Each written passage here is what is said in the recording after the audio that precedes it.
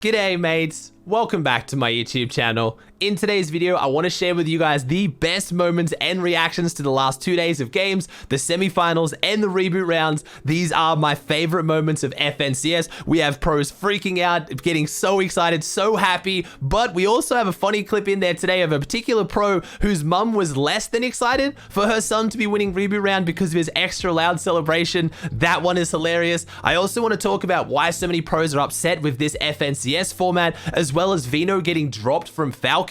Was it because they didn't make grand finals, or was it something else? And at the end of today's video, I want to make you guys a promise. I want to show you how you can play all your favorite games on the most ridiculous settings. I'm talking Ultra HD, ray tracing, all that on whatever setup you have. Even if it's an old busted school laptop, there is a new program that will let you play all your favorite games at max settings, even on a mobile device. So stick around to the end of the video to find out how, because this one is insane.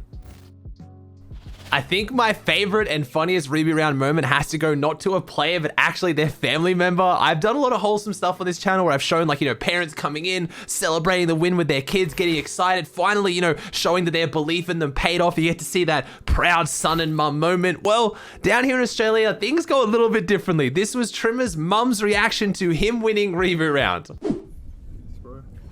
Yeah, Shirley's right there. On your right, on your right. Yeah. Yes! Let's go! Let's go! Let's go! Oh my gosh! Let's go! No way! Oh my god! What? Oh my gosh! There's people in the street thinking you're having a heart attack or something. I'm not. I'm screaming out of happiness. I'm not saying anything. I mean, hey, some parents just don't get it. Trimmer himself tweeted that though, so don't feel bad. It's not like his mum came in and destroyed his whole setup for that one. I'm sure it was all good in the end, but I had to open up with that one. That's got to be one of the funniest reactions I have ever seen to someone winning a Fortnite game. Moving on to what was undoubtedly the most hyped reaction to someone winning the reboot round today, we had Kwantis, Dusky, and Nani. Now, before you watch this, keep in mind this team was not able to play heats. They weren't able to play at all because Kwantis' power went out. So Dusky and Nani and Kwantis had to win this reboot round to make grand finals. They came dead last and played 0 games in heats. So just know that before you watch this reaction. 100, one pump. 80 crack. I gotta go for that. You guys need to stay up. Everyone up. Medkit, you have medkit. Kwani, can you pop? Kwani, can you pop? You've got 300 minutes. I'm popping medkit. He's gonna go up right here. He's gonna go up to my right. He's gonna go up to my right. I can't give siphon. No, you just fucked up my medkit. Wait, block me off. Nice. I can't. Stick, you're good. I'm good. Have you done it? Let's go!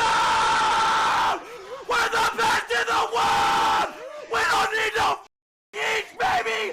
Oh my god, I'm gonna cry! Let's go! I can't talk! I can't breathe! Oh my god, cream! Ah! Cream in my mouth! Oh my god! Let's go! If you guys don't know, that's from Nani's perspective. Good guy Nani. Him, Kwantis, Dusky, and Nani managed to win that one with the help of Captor. Big shout out to Captor, the coach. I'm sure he was instrumental in that one. But after not even being able to play the heats, after hearing how depressed and how upset this entire team was, because if they played heats, they're a very good team. They very well could have got top 4. Seeing them win the reboot round and hearing the excitement, man, I mean, this is what reboot round's about. It's about giving that second chance to maybe a team that does or doesn't even deserve it after not playing well. But hey, you win that game, you're through into the finals. This team definitely deserved it. Being a whole bunch of NA clips. Next up, we have Astro, Verox, and Michael, who you're probably surprised to see in the reboot round. A lot of people thought they would make it through heats. They did end up getting contested. They were incredibly upset by it. We even had Astro DMing someone saying, if I win first reboot game tomorrow, best story ever, maybe. And that's exactly what they did. Not only did they win reboot, they won the very first game, and they won it by a lot as well. This came down to a 3v1 in the end, and the player was in Storm healing. They conclusively won this game. Come on, chill. I've got one splash. Yep. He's over the side, go over the side. Yeah. He's popping Don't flash. get me, let's go. 5 mats. There's no way in the fields, bro. Boy, wait! I'm taking a kit now. Popping my kit. Yeah. I've got one splash, Astro. Yeah. He's on me. Let's go! Let's go! Let's go, boys! Oh We're so good! We're so good! Let's go! Let's go!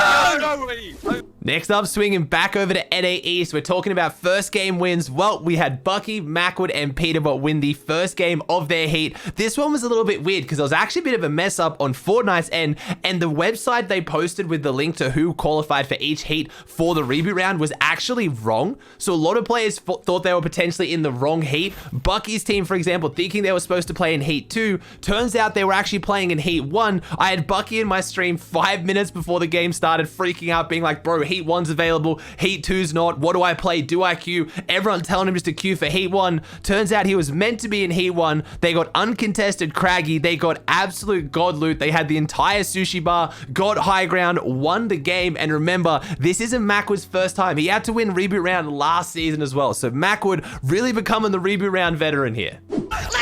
Let's go! Let's go! Let's go! I'm too good! I'm too good at this shit! Too good at this shit! Bro! First game, babe, let's go! While we're on the topic of reboot round veterans, we have to include, obviously, Sprite, Tahi, but no Gabe this time. We had Clix working in there as well. Last time it came down to a 1v3 from Sprite to clutch up the reboot round. I'm sure you guys remember the clip, but this time, roles reversed. They were in a 3v1 to close out their reboot round. There was a lot of pressure on Clix here. A lot of people were going to direct a lot of hate towards Clix. I guarantee it. If this team didn't make grands, they didn't do very well in the qualifying weeks, didn't make a round 4, but hey, when it's on the line, it only took them 2 games in the reboot round and they're already clutched up. We're good. Down right here. Move time. Don't fall. Clix, you ready what to say, right? Bro, chill on me, bro. Chill. We go. Right under. Get in. Get in. Dead.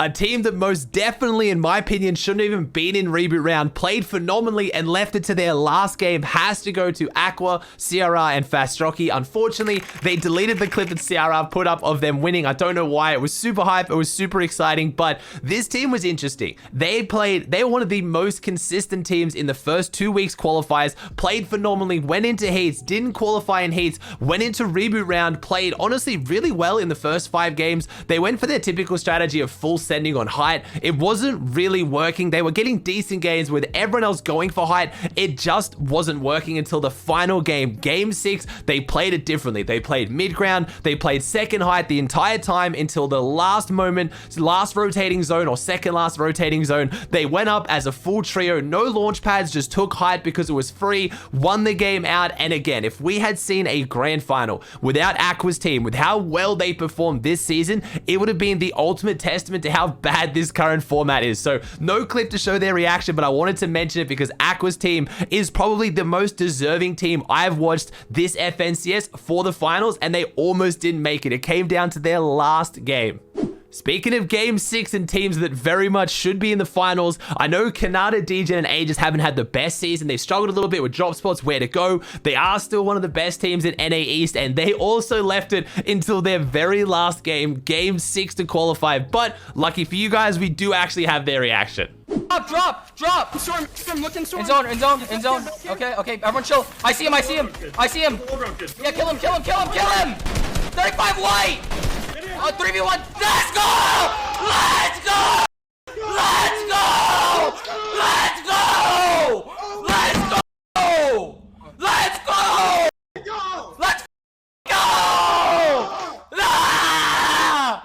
Now, I'm not going to say every team who didn't win a reboot round deserves to be in finals. It wasn't like that, but there were some teams that came so gut-wrenchingly close. I'm probably forgetting a few, but there's 3 I wanted to call out in particular. Jackslax and Acorn came second twice of their 6 games. Dubs Mega Rocane in the same heat came second 3 times. And we had Exteriors, Mappy, and Red Rush in EU who came second 3 times and third once.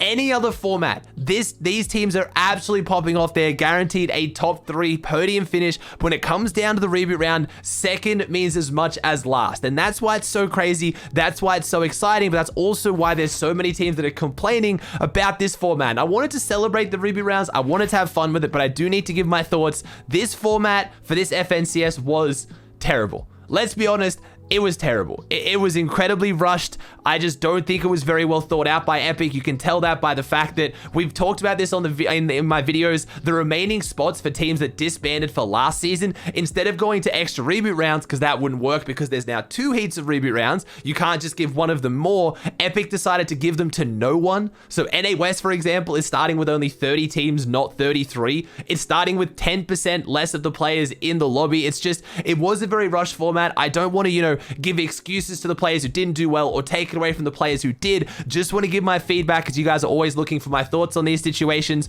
I think, honestly, Epic doesn't think this is a good format. It's just the format they came up with to try to get it out before we had Grand Royale, to fit it into 3 weeks. And I just think this overuse of the reboot rounds is a little bit much. Today, I watched 24 reboot rounds. I watched 12 for NA East, 12 for EU, and I've got to admit, it is a little bit too much of a good thing. I said this originally, this was my biggest concern. Reboot rounds are incredibly hyped, they're incredibly exciting. There are some positives to them. It gives teams a chance who are contested to still qualify because you only need to have one good game. I do like that aspect. For the most part though, it's not the most realistic and reliable indicator of a good team, because that's what a good qualifying system is. Finding the best teams who are going to do the best in the finals format to make it through. You don't want to find a team like, and I don't really think there's any team I want to point to an example, but there is teams that could have potentially not made a single round 4 in the qualifying weeks, then not done particularly well in heats, and then won one single reboot round, and then now into the finals. Maybe teams like that will prove me wrong, and they'll do insanely well in the finals, but that's just not a good qualification system. It's not taking the best players who are going to do the best under their current circumstances and do well in the finals. Like, if Aqua's team did not make finals, it would have been the perfect example of why this format is terrible. They left it to the very last game, despite being one of, I think, if not the most consistent team in the qualifiers. So just wanted to put that in there. One thing I do want to say is a big positive, the removal of the chug cannon was amazing by Epic. For having 12 reboot rounds in each region, only 1 or 2 games went to like a solid heal off, where it was like 2 players, you know, 20 boxes deep in Storm, just popping chug cannons and eating floppers like we used to see. Most of them went to like playing Storm, popping a couple splashes, going for angles, taking a fight, one player on high ground trying to get a med kick, getting pressured. Like, they were kind of heal offs, but they were so much more exciting and so much more fun to watch. So massive credits to Epic for taking out the chug cannon. Still stand by that as a phenomenal decision. I know I missed making a video on it yesterday. Sorry, I ended up having to go to hospital for my kidney again. It's almost sorted. Don't stress. I'm fine. But I did want to include the semifinals, the heats, who came top 4 in the semifinals to skip reboot round. Spoiler, my predictions were awful. I did not do well with my predictions at all. But, you know, I'll take that one. I sometimes have good predictions. Sometimes I have bad ones. So, one team I did predict, Niddlecasca, smacked it amazingly at NA East Heat 1, winning it all on 132. I said, I wonder what this team's going to do with Uncon Retail, and they did big things, getting 2 wins in their 4 games. We had Illest Avery and Chucky in second. We had Swappy, Encrypted, and Sypo in third. Now remember, this is a full trio of team with 0 earnings. They have $0 earned up until this season, and now they've qualified straight into grand finals, guaranteed earnings. So hats off to Encrypted's team, playing phenomenal, and the clinically, criminally underrated player, Reverse 2K, Durantula, Durant, and Pump coming in 4th. I did say Reverse 2K could win the next 2 FNCSs, and people would still say that he got carried somehow. You can't keep disrespecting my man Reverse. He made it through top 4, and then in 5th, unfortunately, missing out, we had Narwhal's team, Clix's team just missing out, but obviously we know how Clix went in the reboot rounds. Moving on to Heat 2, we had Aspect, Kaz, and Fishy, who I did predict. I said it, Kaz is one of 3 players in NA East to have made every single grand final ever. That spree is still going, by the way. Stretch was already in grand finals. That's the 2nd player, and Khanada, leaving it down to game 6 in reboot round, is now the 3rd player as well, still to have made every single NA East grand final. We had Nounzy, Eclipse, and Coop in 2nd, AV, Demir, and Eden, who I did predict again as well, in 3rd. Then Pamstu, Carey, and Fatch, the French Canadians, going crazy, getting 4th overall. That was the 8 players, or 8 teams I should say, from NA East who made it straight through into finals. Then going over to EU, we had Mitro's team in 1st, Mitro, Milan, Again, I didn't get to watch this game. I was told Milan played like an absolute demon, getting 115 points. We had Roban's team in second. We had Advised teams in third. And then we had, of course, Vidil, Janice, and Noah Riley in fourth, who I did predict. I got at least one of them on the board for EU. Then in Heat 2, we had Seti Kamitik. It's Seti Kamitik. That's why I predicted them. They're insane. We then had Kande's team. Sorry, I'm really bad at pronouncing that one. We had Zenilus team in third, and then we had Nikov in fourth. So EU's 8 teams went through as well. We know how their reboot rounds ended up also.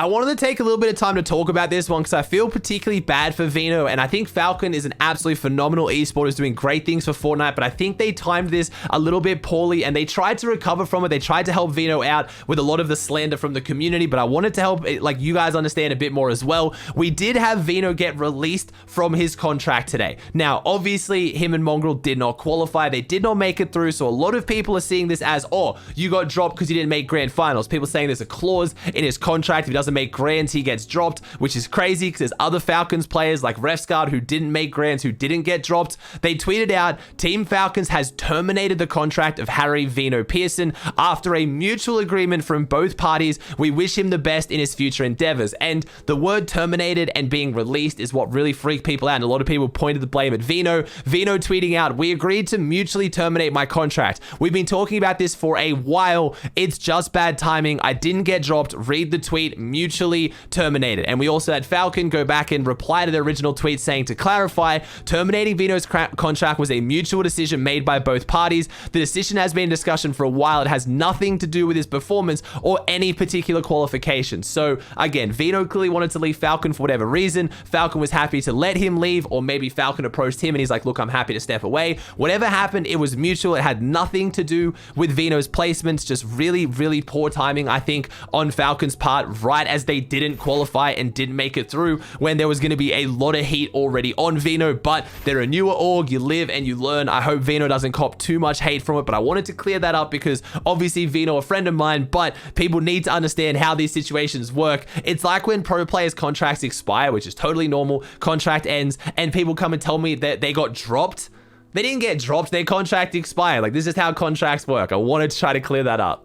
Last thing to come out of the reboot rounds was the sad and I think official retirement of Chap from competitive Fortnite. They didn't win a reboot round. Chap tweeted out, probably done trying to play competitive Fortnite, to be honest, constantly changing stupid brain dead formats, along with the fact that I just can't even get myself to play outside of tournaments, is a recipe for failure. Gonna try Apex out for now. So we got another Fortnite player moving on to Apex. Already we have NQs and Yuz finding a new team. They're now playing with Colazo, who stepped in and took Chap's spot for Grand Royale. So excited to see what that trio can do, but it's sad to see what I think is the actual final retirement of Chap. Came back with 2 underrated players, almost made finals, did phenomenally, but with Chap's pedigree and how well he used to play, I'm sure that's not enough to scratch his competitive itch. And like he said, tournaments end and I swear Chap is on a new game within 30 seconds, so it was just never gonna last, but I'm still sad to see it. Now, at the start of today's video, I made a very, very bold statement. I said you guys are going to be able to play your favorite games on the most ridiculous settings you could only ever imagine on your current setup. You could take your mum's old PC, your school laptop, even your mobile phone, and you could run games on the highest quality settings seamlessly.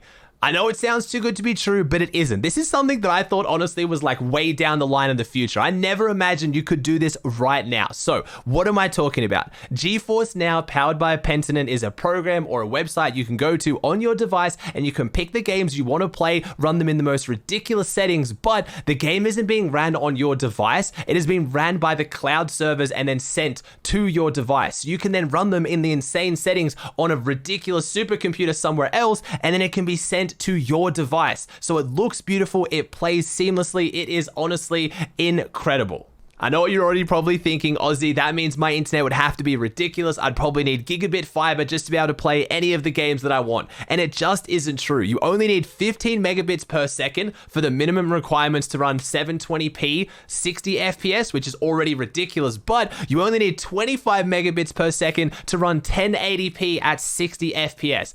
25 megabits per second. Trust me, I'm in Australia. Everybody knows we have some of the worst internet in the world, and most places in Australia will still get at least 25 megabits per second. And the best part, you don't have to download anything. This is all ran by the cloud. You don't even have to download your favorite games. It links to Epic Games Launcher, Steam, EA Launcher, and you can play your favorite games without having to re-download them. Honestly, I know it sounds too good to be true, but it is just that ridiculous. This isn't just for single player games either. You can play all your favorite online games like Fortnite. Let's say you go to your friend's house, he wants to jump into squads, he's got his console, you've only got your janky school laptop. It's just that easy. Cloud.gg, jump on the website, jump straight into Fortnite on the most ridiculous settings on your setup that previously couldn't even run the game. Next question is obviously going to be, Aussie, how much does this cost? You're making it sound way too good to be true. I'm sure it costs more than I can afford. Well, it's actually free. If you want to jump on right now, go to cloud.gg and you can try this out for free. You already own the game. It requires no download. You literally lose nothing by going and trying it out. Then if you want to use it more often whenever you want, you will have to sign up for a subscription, but you guys can sign up for a priority subscription with the founder's price, and the founder's price will then be locked in for the entire length of your subscription. So if you're interested in this product, get in now, because not only can you try it for free, you will then get a massive discount on the length of your subscription if you like the product. It's nothing to lose. Thank you again to GeForce Now, powered by Pentagon, for reaching out and sponsoring today's video. When I get reached out to for products like this that I know I really can endorse and tell you that it will make your life so much better, it is all the sweeter. So please check them out. It is cloud.gg. The link will be in the description down below. Try it out. You have absolutely nothing to lose.